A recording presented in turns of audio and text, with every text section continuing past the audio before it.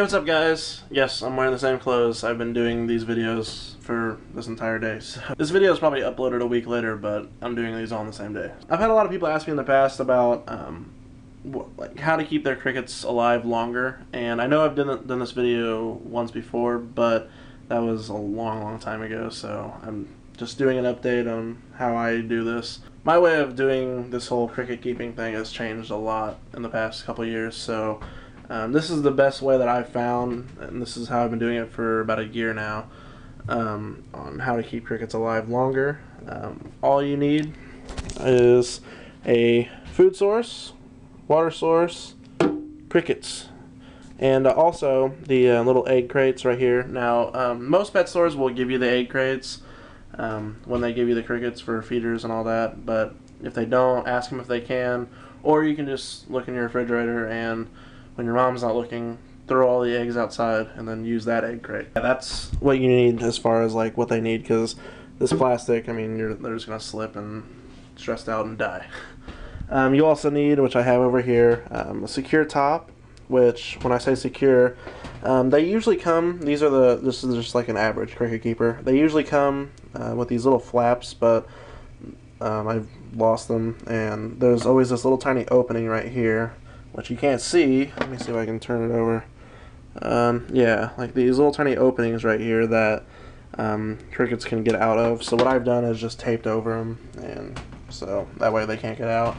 And also tubes, which I only have 2, so I taped over the extra 2 holes right over here and over here, just so they don't get out. And always make sure that you have the end caps. Always save the end caps. I've taped this one just because I broke it. I'm a very clumsy person.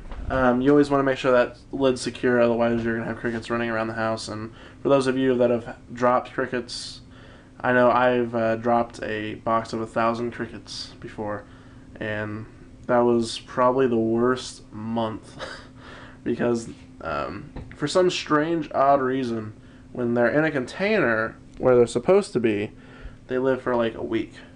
But if you let them loose in your house, they will live for a year. Don't understand how that works, but whatever. So yes, let's start off with something. Let's just start off with crickets. So right here I just have 6 dozen large crickets. Nothing too fancy. Just enough to get me through probably about 4 days to a week, depending on how much I feed. I have a feeding schedule of every other day, so I mean, some days they eat a little bit more, some days they eat a little bit less. So yeah, that's right what I have. So that right there will last me about 4 to about a week. Moving on, we have the water source. Now, a lot of people use the gel. I choose not to, just because I don't like messing with it. So what I've got here is the cricket water pillow. I bought this today because the one that I had I stepped on accidentally and popped. So I have some new ones here. These are the extras. They come in little stacks of 3. What I do is I soak them, which I mean, and if you don't know how to use these, there's directions on there. They're made by Zilla, so you can look it up. But yeah, you just soak them in water for about 20 to 30 seconds, and then they have these little tiny holes so the crickets can get the water out, but if you were to press on them, you're not going to get any water spilling, no nothing. I mean, you can't even feel the water in there unless you like really try to. But yeah, it's probably the best solution as far as water. Next, we just have the food source, which I have a simple potato. It's a very tiny one. It's not anything big. What I do is I just cut these little tiny slivers, and it's almost like when you're if you're wanting to bake chips in the oven. All you do is just make these little tiny cuts. I usually cut them in half. Try to get as much skin as possible off, because they don't eat the skin. I'm pretty sure they do, but they don't eat a lot of it, because whenever I clean this thing out at the end of the week, they leave the skin part of it. But yeah, I just set it down so they can get it. I put the water pillows in each of the 3 corners, and then I put the food in one corner, just spread it out a little bit. That's something like pretty simple. The only thing I have left to do is put the actual crickets on, not on, and then put the top on. So let me just kind of get this open real quick. Alright, now this probably isn't the best way to do it because I'm holding a camera and trying to do this all at the same time. But what I normally do is I leave the top off and I just set the crickets in and then use the bag to just set it out a little bit. Now, no crickets are jumping out right now. All I do is just calmly put that on there. You don't have to like rush or anything. The crickets aren't going to really go anywhere. So yeah, like that's a very secure lid. They're not going anywhere.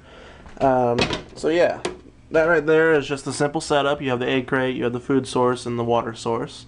After that, put the tubes in, and I will show you where I keep my crickets.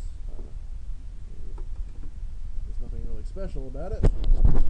Place where I put this thing because it starts to smell after a while. Now my room right now is pretty bright, but normally I keep my room pretty dark. The only light I ever have on is that one right there, so I mean you turn this main one off and boom, just it's pretty dark. The only lights that I ever keep on are these right here during the day, and then that one, which you can't really see anyways. You want to try to keep your crickets in a dark area, dark room if you can. For like the longest time I used to keep them inside of there, the dresser, nightstand, whatever thing's called. My room is pretty much always a constant 75 degrees. You want to keep your crickets in an area that's going to be around 70 to about 75. Again, you want to wait probably about a day just so they can have time to eat, drink, and all that to just get loaded. I think that's probably why a lot of people use the cricket food at pet stores, that little orange cube things or whatever they are.